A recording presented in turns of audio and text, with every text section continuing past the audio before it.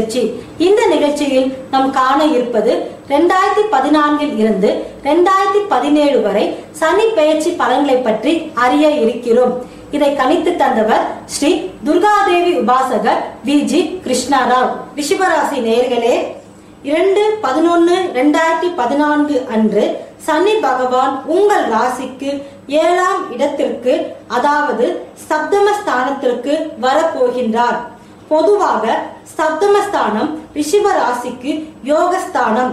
10 சனி 7இல் வருவது எதிர்பாரா யோகத்தை தரும். ரிஷப ராசிக்கு தர்ம கர்மாதிபதியான சனி பகவான் யோகத்தையே செய்யும், கெடுதல் செய்யாது.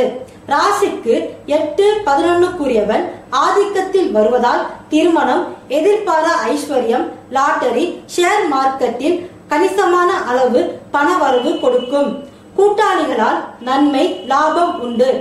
ஜென்மத்தை, பாக்கியஸ்தானத்தை, சுகஸ்தானத்தை, அதாவது உங்கள் ராசியையும் 9ஆம் இடம் 4ஆம் இடத்தையும் சனி பார்வை செய்வதால் சொத்துக்கள் வாங்கும் விஷயத்தில் கவனம் தேவை. கல்வித்துறையில் கவனம் தேவை. பயணம் செய்யும் பொழுது நிதானம் தேவை. உணவு விஷயத்தில் கவனம் தேவை. பழைய கடன்கள் தீரும். மேல் படிப்பு தொடர வெளிநாட்டுக்கு செல்வதற்கு வாய்ப்பு வரும். புதிய நண்பர்களின் உதவியால் தொழில் துவங்கும். உடன் பிறந்தவர்களால் ஆதாயம் கிட்டும். பொதுவாக சப்தம சனி வெற்றியை கொடுக்கும். உங்கள் ராசிக்கு சனி பெயர்ச்சி பரிகாரம்: சனிக்கிழமை அன்றோ அல்லது உங்கள் நட்சத்திரம் வரும் நாளிலோ ஆஞ்சநேயருக்கு வெற்றிலை மாலை அணிவித்து வணங்குங்கள். சனிக்கிழமையில் கருப்பு அல்லது நீல வர்ணத்தின் ஆடை அணியுங்கள். சனீஸ்வர பகவான் உங்களுக்கு நன்மைகளை அருளட்டும்.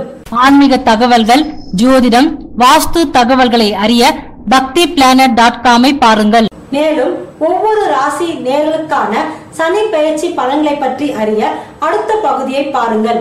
உங்களிடமிருந்து விடைபெறுவது நிரஞ்சனா. நன்றி, வணக்கம்.